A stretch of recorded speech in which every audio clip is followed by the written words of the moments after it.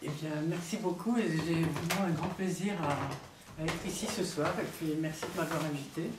Alors, la question, comment m'est venue l'envie d'écrire ce livre, c'est ça? Ce livre, ou plutôt l'histoire de mon père. Voilà. Mon père, alors, il a vécu à La Rochelle depuis 1958. Il a été commerçant, il a été initiateur du mouvement France-Israël en 1967, après la guerre des 6 jours, et il a été la cheville ouvrière du jumelage entre La Rochelle et Saint-Jean-d'Acre, en Israël, qui sont deux villes portuaires, et il s'est éteint à La Rochelle en mai 2012. Alors, mon envie d'écrire l'histoire de mon père date de janvier 2019, quand j'ai rencontré, tout à fait par hasard, si on a le temps je vous donnerai plus de détails, j'ai rencontré tout à fait par hasard un jeune homme quasiment qui s'appelle David Lukowiecki, qui est animateur du groupe Facebook Jewish Zelechov. Zelechov, c'est la ville natale de mon père, qui se trouve à 80 km à peu près au sud-est de Varsovie. Voilà, et David Lukowiecki explique son travail de cette manière, je cite, « Mon but est de garder vivace la mémoire de nos familles et que le monde sache qu'il y avait une petite ville appelée Zelechov. » Et en effet, c'était une petite ville tout à fait dynamique, tant sur le plan économique, social, culturel. Et en 1938, par exemple, on y dénombrait 8500 habitants, et dont 5800 juifs, c'est-à-dire 68% de la population. En fait, au cours du XIXe siècle, ça a toujours été entre 60 et 70% de juifs dans cette grosse bourgade quand même. Voilà. Et ce David est un garçon absolument extraordinaire. Il doit avoir quoi, 33 ans aujourd'hui, à peu près. Ah oui, bon anniversaire, c'est son anniversaire aujourd'hui. Il a traduit le Yizkor-Bur. Vous savez ce que c'est, j'imagine, le Yizkor-Bur, les livres du souvenir. Donc chaque ville, donc il y a un livre du souvenir à Yizkor-Bur de Zelechov, et bon, qui est difficile d'accès quand on ne connaît pas le yiddish. Il doit y avoir 2 textes en hébreu. Et il a traduit ça en anglais. Puis il a collecté des témoignages, des photos, tout un tas de choses, et il m'en a envoyé quelques-uns de textes. On a pas mal échangé, et là j'ai eu envie de faire un livre. Il faut dire qu'en 2005, un ami de mon père, un ami historien à La Rochelle, lui a proposé de faire une conférence qu'il a fait. Et puis sa petite fille, ma fille, Nathalie, l'a fait parler devant un magnétophone début des années 2000. Et il y a raconté ses aventures absolument incroyables. Voilà. Avec tout ça, j'avais de la matière pour faire un livre. Alors Maurice, mon père, est parti de Pologne et il s'est retrouvé en URSS en octobre 1939. Il avait 18 ans. S'en est suivi un périple à travers l'URSS long de 7 années. En 1945, il était à plus de 11 000 km de sa ville natale, mise à feu et à sang par l'armée allemande dès le début de la guerre. Donc le livre, j'aurais pu en sortir un exemplaire, le livre raconte son histoire, des photos, il est sur la couverture. Voilà. Le texte, alors, après le texte, comment est-ce que j'ai construit ce texte? Il est construit à 2 voix en fait. Le témoignage de Maurice et aussi une seconde voix. Alors, j'ai retranscrit la conférence en fait, qui a été 2 conférences, et l'enregistrement de ma fille. J'ai compilé les 2 textes, j'ai repris la syntaxe, j'ai repris la langue orale pour en faire une langue écrite. Cette partie du livre-là est à la première personne. C'est un témoignage, et ce témoignage se lit comme un roman d'aventure. C'est Michel Tauber, si vous la connaissez, qui me l'a dit. Voilà. Maurice, en fait, était il avait un réel talent de conteur, il savait ménager le suspense, et même pour nous, on a entendu ces histoires 100 fois, 1000 fois, quoi. Et on était toujours comme ça dans le suspense. Et il a toujours raconté son périple avec un certain humour, avec légèreté. Il l'a raconté à la manière d'un roman d'aventure. Il raconte ce qu'il a vu en le situant dans le contexte historique. Il raconte la société russe, soviétique. Enfin, tous les gens disent russe, en réalité c'est soviétique, il faudrait dire. Durant la guerre, donc, il raconte la corruption, il raconte le NKVD, la débrouille, les petits trafics, le goulag. mais aussi la bienveillance de ces nombreux hommes et femmes qui contribuèrent à sa survie et à celle de ses copains. Alors il ne parlait pas, ou quasiment pas, des choses épouvantables dont il a très certainement été témoin. Il relatait ses aventures façon Michel Strogoff, vous savez, le roman de Jules Verne. D'ailleurs, il racontait à ses petites filles, vous savez, l'histoire qu'on raconte le soir au coucher, il leur racontait les aventures du fils de Michel Strogoff. Et c'était ses propres aventures. Alors, un petit exemple parmi d'autres, voilà, on est en juillet 42. En juillet 42, il était à Stalingrad avec son groupe de copains et c'était un petit peu avant la bataille. La bataille, c'est 17 juillet 42 jusqu'à février 43. Et il dit, oh, c'était une très belle ville avant la bataille. Et donc il est avec ses copains, ils veulent quitter la ville et pour ça, il faut traverser la Volga. Mais ils n'ont pas d'argent. Ils n'ont pas d'argent, ils ne peuvent pas prendre le bac transborder pour passer de l'autre côté. Ils sont tout un groupe. Alors, il faut savoir que la Volga, au moins à cet endroit-là, c'est pas la Seine, c'est pas le Rhône, la Volga fait 3 km de large. Donc c'est pas un petit pont, quoi. Il faut... Alors, allez, depuis, il y a un pont, il a été inauguré en 2009, mais à l'époque, il n'y en avait pas. Et donc, comment faire? Maurice simule une bagarre et... Alors, si vous avez vu Indiana Jones, la poursuite de l'envers, voilà, vous aurez une petite idée de ce qu'ils ont fait. Et il y a plein d'autres histoires du même acabit dans le livre, enfin, qu'il nous racontait. Voilà. Plusieurs lecteurs, d'ailleurs, m'ont dit que ça pourrait faire un scénario de film. Ceci dit, aussi en réaction, je dois dire que des gens m'ont dit bravo, félicitations, ça fait toujours plaisir, bien sûr. Mais des gens m'ont dit merci. Je ne m'attendais pas du tout à ce qu'on me dise merci. Ils ont dit merci, c'est un peu l'histoire de ma famille. Et là, je me suis rendu compte que tous ces gens ne connaissaient pas grand-chose, en fait, sur le chemin suivi et les embûches auxquelles leurs parents ont été confrontés. Des petites anecdotes, des petites choses, parfois non spatialisées, non temporalisées, on ne sait pas où ni à qui. Et puis c'est tout. Donc moi j'ai eu la chance qu'il raconte beaucoup mon père. Donc en travaillant le texte, j'ai regardé sur une carte où se trouvaient les endroits qu'il nomme. Où se trouve Sarny, où se trouve Rostov, où se trouve... je ne savais pas. Et pour la première fois, j'ai regardé sur une carte pour voir et donc pour suivre à la trace l'endroit... Voilà, bon, malheureusement aujourd'hui on sait, parce qu'on en a parlé aux infos, on sait où se trouve Port de Séville. Bref, dans le livre, j'ai fait justement des cartes pour que le lecteur puisse se repérer. Voilà, donc quand j'ai commencé à travailler ce texte, des questions ont commencé à surgir, quoi.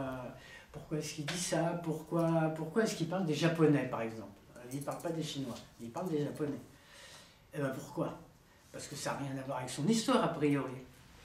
Donc, j'ai un peu gratté, j'ai un peu cherché, et j'ai compris pourquoi il en parle, et comment la guerre entre le Japon et la Russie, avant 17, et le Japon et l'URSS ensuite, interviennent dans son histoire, effectivement. Le train dans lequel il était a été bloqué parce qu'il y avait des convois. Il raconte aussi que, quand ils sont arrivés à Brest-Litovsk, le soir du 6 octobre 1939, un rideau de fer est tombé derrière eux. C'est une expression qu'il a toujours utilisée. Il prenait toujours cette même expression. Voilà. Et il ne pouvait plus retourner d'où il venait. Alors pourquoi? Bon, je vais vous lire quelques lignes quand même. Page 44. Nous sommes arrivés à Brest-Litovsk à 22 h. Pendant que le train roulait, la frontière s'est établie entre la Pologne et la Russie, comme si un rideau de fer était tombé. Nous ne le savions pas. Quand nous sommes descendus du train, nous ne savions pas que nous étions déjà en territoire soviétique. Nous avions voyagé toute la journée, alors nous nous sommes dit que le lendemain matin, nous verrions de quoi il retourne. Nous étions une dizaine de copains. Nous parlions en yiddish. Comme l'oncle de l'un d'entre nous habitait à Brest-Litovsk, nous nous sommes dit que nous irions chez lui pour passer la nuit. Bon, enfin, ils ne sont pas allés directement chez l'oncle, ils se sont fait arrêter, enfin il y a eu, comme beaucoup d'autres à ce moment-là. Le 1er septembre 1939, donc, les Allemands envahissent la Pologne par l'ouest. Vous le savez. est-ce que vous saviez, enfin on n'apprend pas ça à l'école en tous les cas, que les soviétiques ont envahi le territoire polonais par l'Est le 17 septembre? Si. Voilà. Voilà. Ça ne s'apprend pas à l'école en tous les cas. Alors, ça c'était le 17 septembre. Le 4 octobre 1939, une ligne de démarcation est établie, en gros le long du Bug. D'un côté, c'est sous occupation allemande, de l'autre côté, c'est sous occupation, sous autorité soviétique. Mais il y a encore un différend frontalier entre l'Allemagne et l'Union soviétique qui n'est pas encore soldé. Le 6 octobre, Maurice et ses copains prennent le dernier train qui part vers l'Est. La frontière est définitivement fixée le 9 octobre, lorsque les négociations entre les pays baltes, avec les pays baltes auront abouti. Alors, moi, je ne suis pas historienne. J'ai fait une thèse de doctorat en socio-urbaine. J'ai un peu de méthode, voilà. Donc, je me suis documentée pour trouver des réponses à toutes ces questions qui ont émergé du texte, et puis des questions aussi que mes filles m'ont posées, qui s'intéressaient beaucoup à ce que racontait leur grand-père.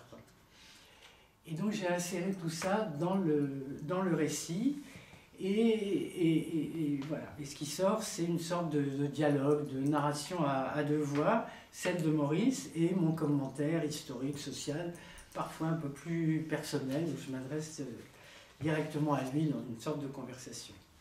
Alors le livre, dans sa version finale, a nécessité quand même un gros travail de documentation, comme je viens de vous l'expliquer, et de mise en forme. Petit exemple, à un moment, il parle de Arkhangelsk. C'est sur la mer Blanche, près de la Finlande. Ça ne colle pas du tout avec son itinéraire, ça. Mais alors, c'est quoi ça? Donc j'ai commencé à chercher. En fait, c'est sa manière de prononcer à mon oreille française, à moi, qui m'a induite en erreur. Il faut savoir qu'il y a Arkhangelskoye, pas loin de Moscou. Pas ça non plus. Non, ce à quoi lui il faisait allusion, c'était Arkhangaï, en Mongolie extérieure, c'est-à-dire la partie soviétique. C'est près de la frontière chinoise, vers le fleuve Amour, dont on discutait tout à l'heure. Voilà, et uniquement sur ce mot-là, j'ai passé 3 heures quand même. Voilà. Alors, ce que je voulais dire aussi, c'est que le champ de recherche sur ces questions-là des réfugiés et des déportés polonais, notamment polonais, en URSS pendant la guerre, est assez peu documenté. Bon. Je vous raconte, là, le 22 juin 1941, opération Barbarossa, rupture des accords Ribbentrop-Molotov, l'Allemagne nazie attaque l'URSS. Alors les soviétiques n'étaient pas vraiment préparés à l'invasion allemande, et ils ont beaucoup improvisé pour évacuer les populations. C'était le chaos, le désordre absolu. Les 29 et 30 septembre 1941, les troupes spéciales, les Einsatzgruppen, que je prononce sans doute pas bien, vont massacrer plus de 33 000 juifs à Babi Yar, près de Kiev. Beaucoup de ces juifs assassinés avaient fui la Pologne en 1940, fin 39, 1941, et étaient restés à Kiev et dans la région. Un des copains de mon père, d'ailleurs, a été tué à Kiev quand les Allemands sont rentrés. Donc l'armée allemande et ses troupes spéciales ont ensuite fait route vers le sud, vers le Donbass, et l'or noir des mines de charbon, qui sont aujourd'hui convoitées par Poutine, et ils ont massacré des juifs en chemin. C'est ce qu'on a appelé la Shoah par balle, et on peut remercier le père Patrick Desbois qui a bien stimulé ce champ de recherche. On dispose de documents d'archives directs sur les camps, ce qui n'est pas du tout le cas pour les juifs réfugiés en URSS ou déportés en URSS. Les Iskorbur dont je parlais tout à l'heure sont des livres du souvenir. Il y a des textes, il y a des histoires, il y a des textes très divers, des photos, mais ce n'est pas des livres d'histoire, et pour la plupart ils sont écrits en yiddish, et donc assez difficile d'accès pour un archéologue. Revenons un tout petit peu en arrière, excusez-moi de faire des petits zigzags, mais les soviétiques qui occupent la Pologne orientale depuis le 17 septembre 1939 donc, vont déporter des milliers de gens, juifs et non juifs. Pourquoi? Parce que ce sont des éléments non fiables, des contre-révolutionnaires. Voilà, ils sont envoyés dans des lieux isolés, peu accueillants, en Sibérie, en Asie centrale ou ailleurs au cœur de l'Union soviétique. Une amie d'enfance de Maurice, Sarah Mikovsky, qui est envoyée dans un camp près de Yenisei, où elle a passé toutes les années de guerre. Alors, au début de l'occupation soviétique, les arrestations sont sporadiques. Mais ensuite, le rythme s'accélère et les déportations se poursuivent jusqu'en juin 1941. Juste avant Barbarossa, il y avait encore ces déportations. Et il y a eu, en gros, 4 vagues principales.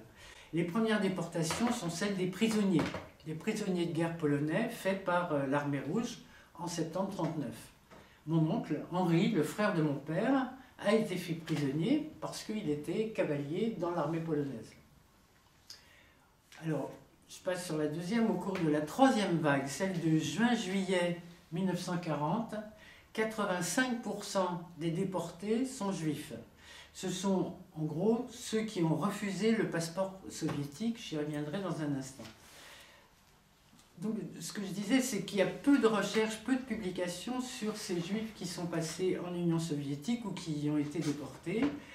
Je citerai un écrivain qui s'appelle Mandelmann, pas Thomas Mann, Mandelmann, qui a écrit en yiddish et qui a des récits autobiographiques. Et c'est l'un des rares écrivains à avoir raconté, notamment un roman qui s'appelle Les gens de Tiengouchai, qui est un roman autobiographique qui raconte l'histoire d'un jeune juif qui a fui la Pologne et qui se retrouve instituteur dans un kolkhoz à l'est de Moscou.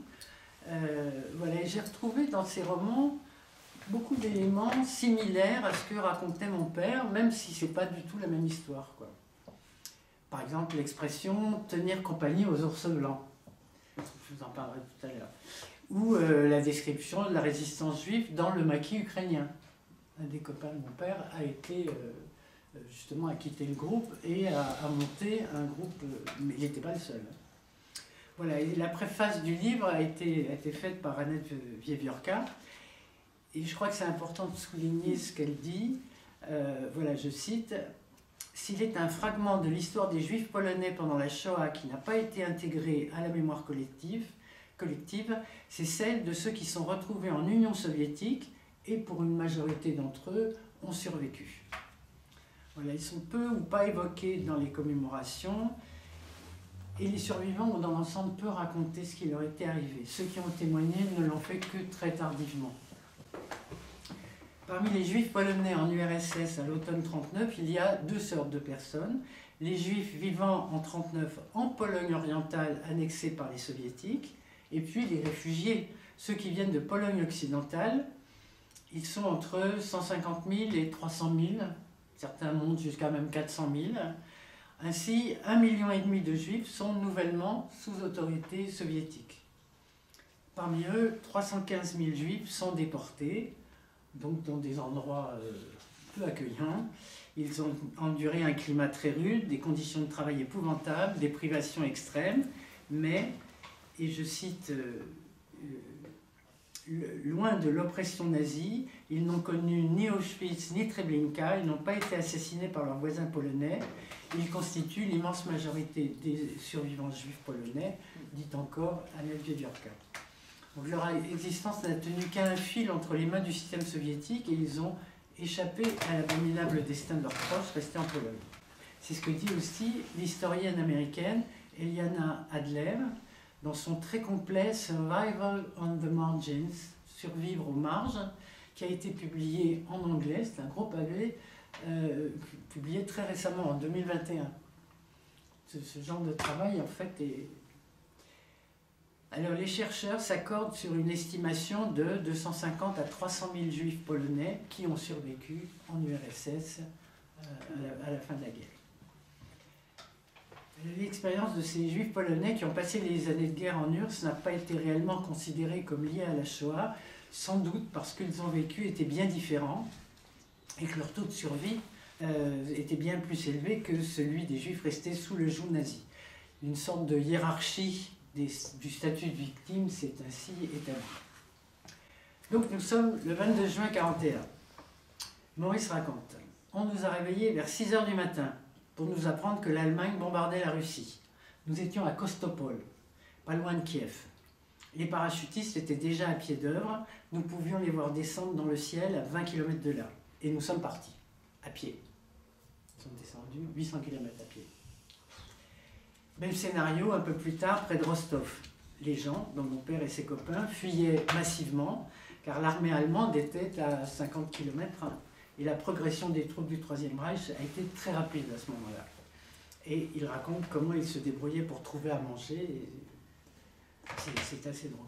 Il avait une mémoire assez précise des dates et des lieux, et sa résilience, je pense, est passée par la narration. Il racontait beaucoup, souvent, une anecdote, une scène, très rarement des choses horribles dont il a été témoin. Ça, il l'a refoulé assez loin. Et il racontait à chaque fois plus ou moins dans les mêmes termes, et je pense que c'est comme ça que ça s'est gravé dans sa tête et que dans son esprit. Et qu'il a pu, voilà, qu'il a pu sublimer tout ça. Donc c'est un livre qu'on peut lire le soir sans crainte d'insomnie ou de cauchemar. Alors, savez-vous ce que veut dire tenir compagnie aux ours blancs? Je vais vous le dire tout de suite. Je cite quand même page 75. Nous vivions ainsi au jour le jour. Vers le mois de juin 40, le gouvernement russe a décidé qu'il n'y avait plus de réfugiés, que chaque personne était un citoyen soviétique. Le décret disait que tous les réfugiés, les juifs et les autres, devaient venir changer leur passeport contre un passeport soviétique. C'était une très mauvaise nouvelle, un grand malheur pour tous. Les soviétiques allaient nous confisquer notre passeport polonais. Avec un passeport soviétique, nous n'aurions plus aucune chance de retourner chez nous.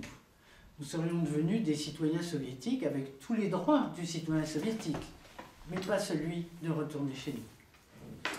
Et il poursuit, les rafles à Loutsk, ils étaient à Loutsk à ce moment-là, les rafles à Loutsk ont démarré. Ceux qui ne voulaient pas prendre le passeport soviétique ont été envoyés en Sibérie ou ailleurs, dans des camps de travail, et pendant ce temps-là, des Allemands qui habitaient dans cette région partaient en colonne entière vers l'Allemagne, et en sens inverse, des Russes arrivaient en Ukraine. L'Allemagne et l'URSS procédaient à un échange de population, chacun retournait dans son pays d'origine. Nous les avons vus passer sur la route, nous avons pu voir aussi des trains entiers de marchandises destinés à l'armée allemande qui roulait vers l'ouest. Sur le moment, je n'avais pas conscience de ce que je voyais, mais avec le recul, je comprends que nous avons été témoins du départ de ces dizaines de wagons, des trains entiers, notamment de blé, qui étaient offerts à l'armée allemande par les soviétiques. J'étais à Loutsk, à la gare, et j'ai vu deux convois. L'un des convois était destiné à charger des denrées alimentaires pour les Allemands. Le deuxième convoi était composé de juifs raflés, durant la nuit, et sur le point d'être envoyés tenir compagnie aux ours blancs. Savez-vous où se trouvent les ours blancs? Ils se trouvent au pays de l'Altaï, au fond de la Sibérie, au bord du fleuve Yenisseï, près de la frontière mongole, dans la taïga. En effet, en juin 40, pour devenir citoyen soviétique devient obligatoire. On a appelé ça la passeportisation. Ceux qui ne veulent pas prendre le passeport soviétique ne sont pas renvoyés dans leur village natal de Pologne, comme on leur a fait miroiter, mais ils sont envoyés en Sibérie, ou même dans l'Antarctique, encore plus au nord, dans des camps de travail. Maurice se trouve à Loutsk, et il échappe à ces rafles, car lui et ses copains se cachent. Parmi les déportés, il y avait une forte proportion de réfugiés juifs venus des territoires polonais de l'Ouest, occupés par l'Allemagne, comme Jacek Goldstein, qui est un copain d'enfance de Maurice, et dont, figurez-vous, j'ai retrouvé les deux fils au mois de novembre dernier, fin novembre dernier. Voilà, excusez-moi, je suis un peu ému. Voilà.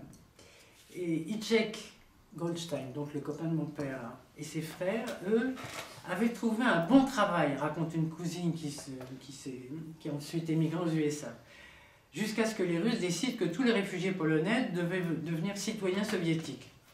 Ils ont demandé l'asile politique en URSS pour cause de persécutions religieuses, comme le prévoyait l'article 39 de la Constitution de Staline. Et les Russes ont accepté, mais ils ont joué double jeu. La police secrète est venue une nuit et les a emmenés. Ils ont été embarqués dans des wagons à bestiaux avec un groupe important de réfugiés, principalement des Juifs, à destination d'un camp de travail en Sibérie, où ils sont devenus bûcherons. Et Maurice nous explique, tout le pays était parsemé de camps de travail jusqu'à la Volga, Imaginez ces gens venant d'Europe centrale qui vivaient dans un climat tempéré où il faisait normalement froid, normalement chaud, arriver dans ces camps où il faisait moins 10, entre moins 10 et moins 35, parfois moins 40 degrés, mal nourris, mal logés, mal vêtus, et qu'on obligeait à faire des travaux pénibles. Par exemple, un groupe de 4 personnes, parce que lui aussi il a été bûcheron, mon père, un groupe de 4 personnes devait abattre 10 arbres par jour. S'ils n'y arrivaient pas, alors leur ration de nourriture était diminuée. Mais s'ils en abattaient 12, le lendemain, ils devaient en faire 14. Une petite parenthèse, j'ai lu des témoignages et des ouvrages d'histoire qui confirment totalement cette diminution. Si on ne tient pas la cadence qui était imposée, il y avait une diminution dans les rations alimentaires. Voilà. Et mon père de poursuivre, nous ne voulions pas être enrôlés et devenir citoyens soviétiques, nous ne voulions pas renier nos origines, abandonner notre identité. Moi et tout le groupe de copains, nous nous sommes donc cachés. L'antisémitisme, souvent on me demande est-ce qu'il y avait de l'antisémitisme. Alors, il faut savoir qu'à l'époque tsariste, les Juifs n'avaient pas le droit de sortir d'une zone dite de résidence qui a été créée par Catherine II de Russie en 1791. En fait, déjà avant, il y avait la République des deux nations qui était une Pologne-Lituanie réunie et qui allait de la mer Baltique jusqu'à la mer Noire. Et puis plus tard, après le dépeçage de la Pologne par la Prusse, Autriche-Hongrie et la Russie tsariste, il y a eu donc cette zone, mais qui allait du nord, pareil, de la Baltique jusqu'à la mer Noire.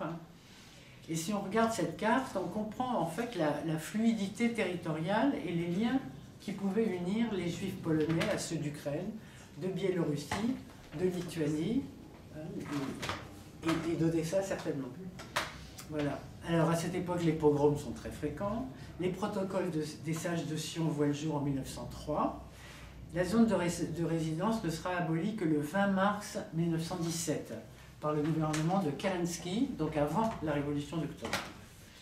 En 17, après la Révolution d'octobre, à laquelle de nombreux Juifs ont pris part, Léon Trotsky en tête, les Juifs sont soulagés par les nouvelles lois égalitaires. Ils sont désormais considérés comme polonais ou roumains, voilà, et non comme juifs.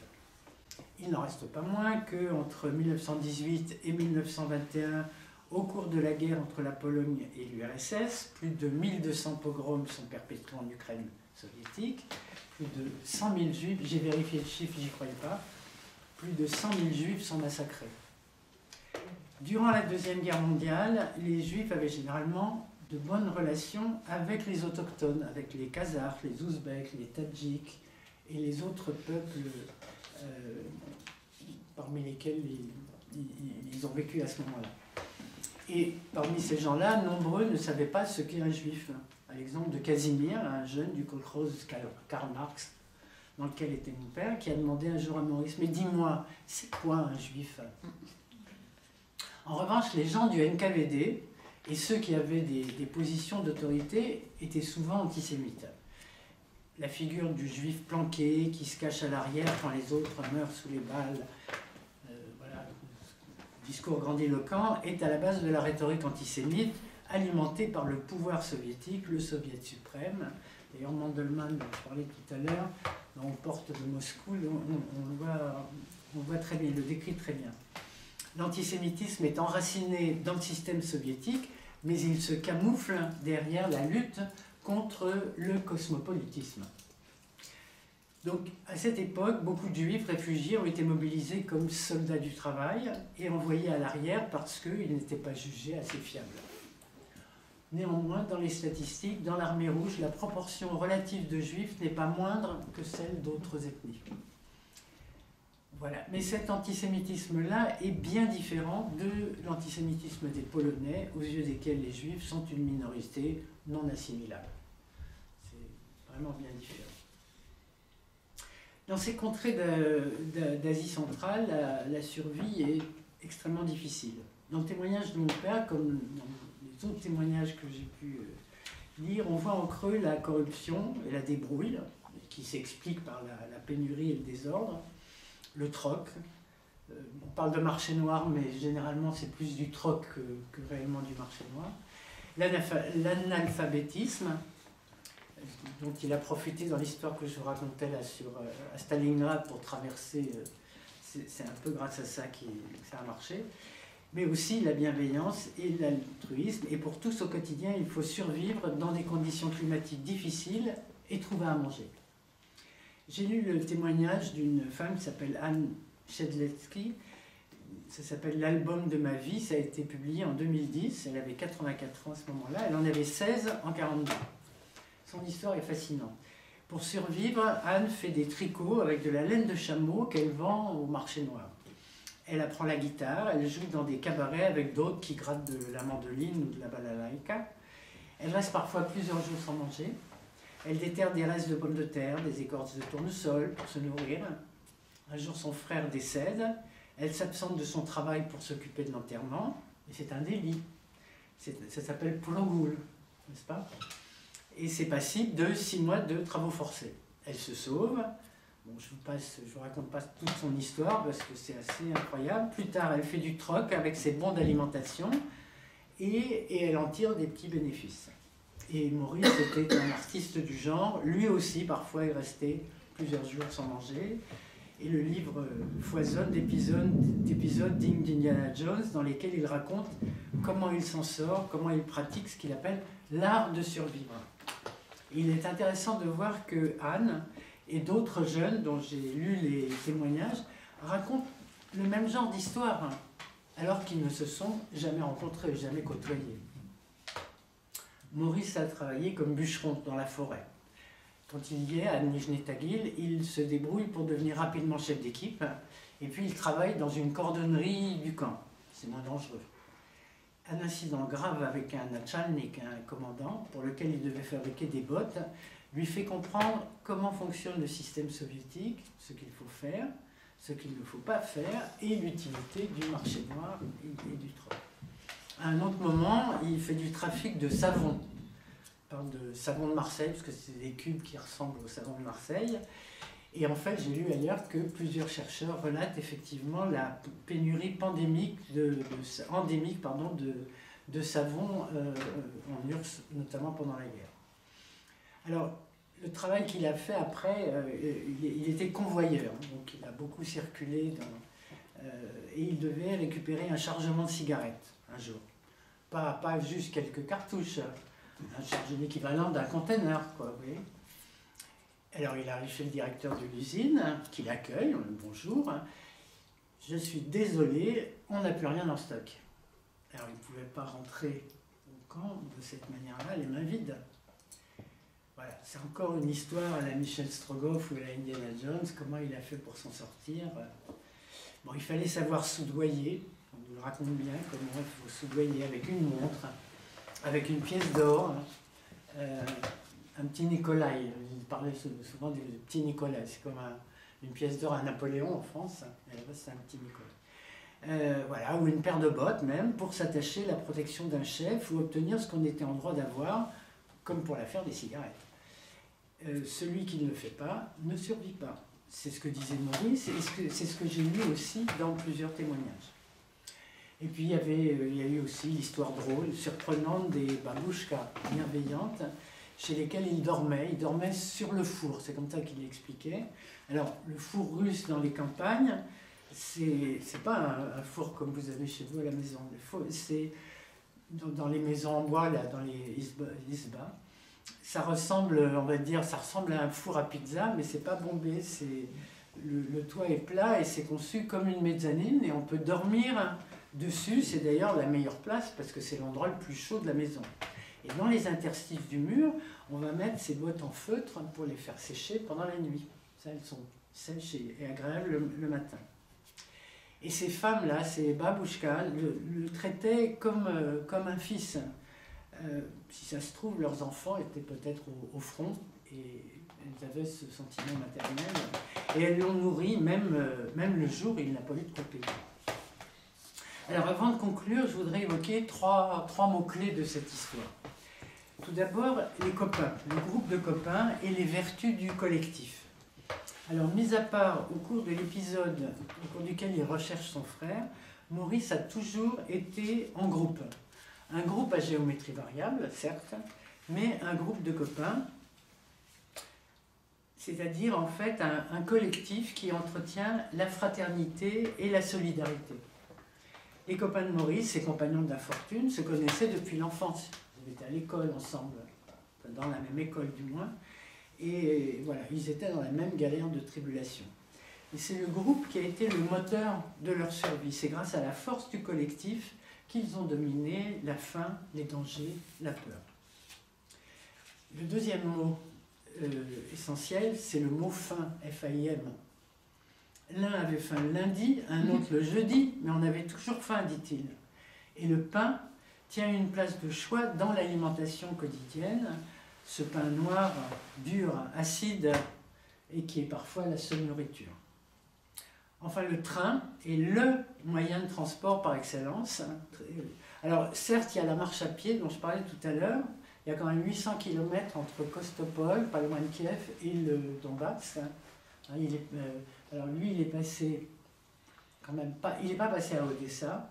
Il a été dans un kolkhoz, pas le qui s'appelle le kolkhoz Karl Marx, ça ne rentre pas, à Taganrog, près de la mer d'Azov, un peu pas très loin en fait de Rostov-sur-le-Don, donc un peu à l'est d'Odessa. Donc jusque là-bas, depuis Kostopol, jusque là-bas, 800 km à pied. Voilà. Mais le train est incontournable pour traverser les étendues immenses de la Russie et transporter des milliers de personnes. Alors le train, c'est pour rallier Zhelekhov à Brest-Litovsk.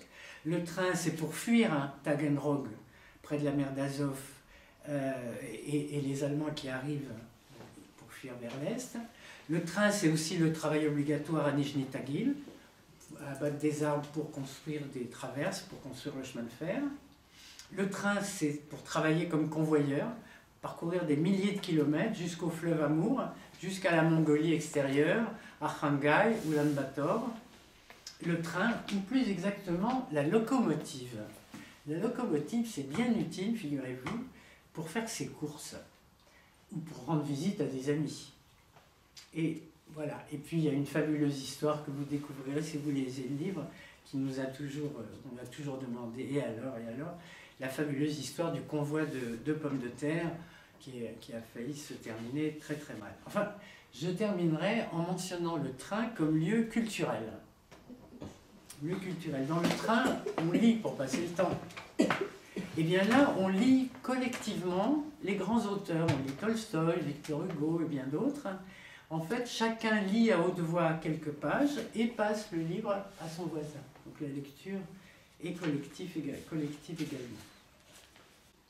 Voilà, je vais conclure en disant que comme les autres témoignages des rescapés du RSS, le récit des tribulations de Maurice à travers l'URSS de Varsovie jusqu'à Yurga, en fin fond de la Sibérie, est saisissant. Ils ont découvert, lui et ses copains, le monde soviétique, le système de relations sociales et la confusion qui y régnait durant la guerre. Ils ont compris les mécanismes sociaux et politiques en jeu, et grâce à cela, ils ont réussi à éviter les pièges et à surmonter les difficultés, notamment le goulag et le NKVD, avec lequel Maurice a quand même eu maille à partir plusieurs fois. Et ils ont aussi eu beaucoup de chance. J'ai lu quelque part cette sentence que tous les rescapés auraient pu dire. Staline était un criminel, mais c'est l'URSS qui m'a sauvé la vie, tandis que toute ma famille restée en Pologne a été exterminée. Je voulais souligner que ces réfugiés, ces déportés, n'ont pas quitté leur foyer par choix, mais sous la contrainte. Les mauvais traitements, la violence, les assassinats, la terreur, endurés sous l'occupation nazie dès septembre 1939, les ont poussés à partir vers l'Est, tant qu'ils ont pu le faire. Les déportations organisées par Staline, qui n'avaient pourtant pas pour but l'anéantissement des Juifs envoyés dans les goulags, leur ont évité d'être massacrés dans l'entreprise d'extermination systématique des Juifs menée par l'Allemagne nazie. L'immense majorité des Juifs polonais qui ont survécu à la Shoah sont ceux qui ont passé les années de guerre en URSS.